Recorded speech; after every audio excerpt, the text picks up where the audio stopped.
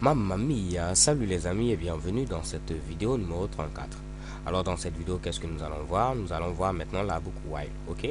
Donc tout comme la boucle for et la boucle do while, la boucle while va nous permettre de pouvoir répéter un bloc d'instruction plusieurs fois, ok? Donc là, on avait demandé tout simplement l'âge de l'utilisateur et on continue à lui demander son âge tant qu'il mettait ici une valeur qui est inférieure ou égale à 0.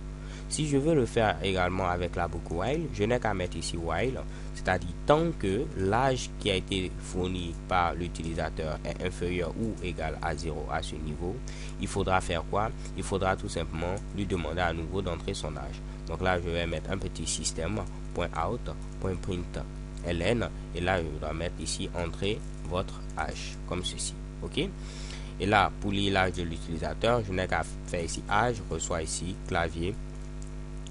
.nextInt. Donc à ce niveau, qu'est-ce que vous voyez? J'ai une petite erreur. Pourquoi? Parce que l'âge n'a pas été initialisé. Donc on ne peut pas ici faire une comparaison puisqu'il n'y a aucune valeur qui est présente au tout début dans notre variable âge qui est présente à ce niveau-là. Donc je vais l'initialiser avec 0. Si je l'initialise avec 0, lorsqu'on va venir vérifier est-ce que âge est inférieur ou égal à 0, oui. Âge est inférieur ou égal à 0 parce que j'ai 0 à ce niveau et on va pouvoir au moins l'exécuter une fois. Ok, donc vous pouvez le voir à la différence ici de la boucle do while où tout simplement la condition était testée tout juste à la fin. Au niveau de la boucle while, on teste la condition ici d'emblée. Dès le départ, on va tester est-ce que notre condition est vérifiée avant d'exécuter le bloc d'instruction. Ok, donc là on va tester ce Mitsubishi. Je vais lancer tout simplement l'exécution et qu'est-ce qui se passe? On nous demande ici d'entrer notre âge. Je vais mettre ici -5. Qu'est-ce que vous voyez? Entrez votre âge. Je mets ici -8. Entrez votre âge. Je mets ici 0. Entrez votre âge. Je mets ici par exemple 13. Check et bam. Vous voyez ici suite du programme. Ok, alors les gars, rien de bien compliqué. Vous n'avez qu'à mettre ici while. Vous mettez la condition. Vous ouvrez les accolades et vous mettez ici votre bloc d'instruction. Alors avant de terminer, je vais vous montrer la différence qu'il y a entre la boucle while et la boucle do while. Pour ce faire, rien de bien compliqué, je vais enlever tout ce Mitsubishi. Je vais donc supprimer ici mon fameux import qui est présent plutôt tout juste en haut. Mamma mia. Alors là, qu'est-ce qu'on va faire? Je vais déclarer une variable i que je vais initialiser à ici 100. Et là, je vais mettre un petit do while. Donc je mets ici system.out.println avec plein de M ici.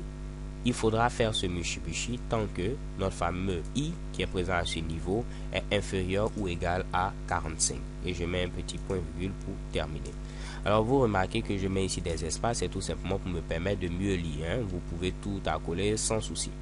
Donc là, qu'est-ce qui se passe? On dit d'afficher ici tant que ici la variable i est inférieure à 45. Alors ce qui va se passer, c'est quoi? Je vais lancer d'abord l'exécution et vous voyez quoi? Vous voyez ici pourquoi on a ce fameux parce que ici on a i qui est initialisé à 100. On va venir ici. Il faut faire ceci tant que i est inférieur ou égal à 45. Donc il va venir là, il va mettre ici et il va venir maintenant tester. Est-ce que le i qui est présent à ce niveau est inférieur à 45? 100 n'est pas inférieur à 45. Donc il va arrêter d'afficher ici notre fameux ok, donc là je vais changer ce pour mettre ici tout simplement lol parce que là ça devient un peu la bamboula. Ok, donc là on a i qui est initialisé à 100 puisque la condition est testée tout simplement à la fin. Pour la première fois il ne va pas faire de test, donc il va venir automatiquement, il va afficher lol et c'est après il va faire le test et il va voir que non, le contenu ici de la variable i c'est ici 100. 100 n'est pas inférieur à 45, donc il arrête ici l'exécution.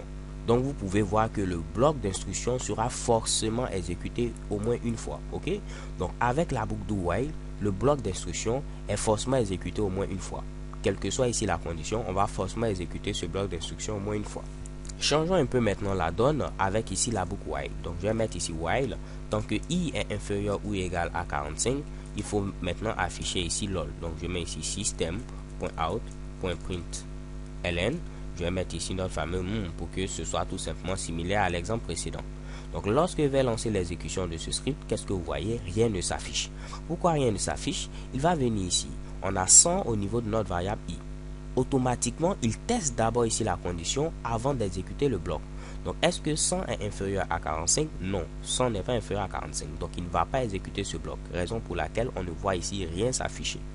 Donc les gars, voici la grande différence entre la boucle while et la boucle do while. Avec la boucle do while, le bloc d'instruction sera forcément exécuté une fois. Alors qu'avec la boucle while, ce bloc-là ne sera pas forcément exécuté une fois. Tout va dépendre ici de la condition. Ok? Donc, on va récapituler. On utilise la boucle for lorsqu'on connaît tout simplement le nombre d'itérations, le nombre de répétitions qu'on doit faire. Si on ne connaît pas le nombre de répétitions qu'on doit faire, on va utiliser soit la boucle do while ou soit la boucle while. On utilise la boucle do while lorsqu'on veut exécuter au moins une fois notre bloc d'instruction. Dans le cas contraire, on utilise tout simplement la boucle while. Alors les gars, j'espère que c'est beaucoup plus clair. So thank you guys for watching. Don't forget to subscribe and have a nice day. XOXO.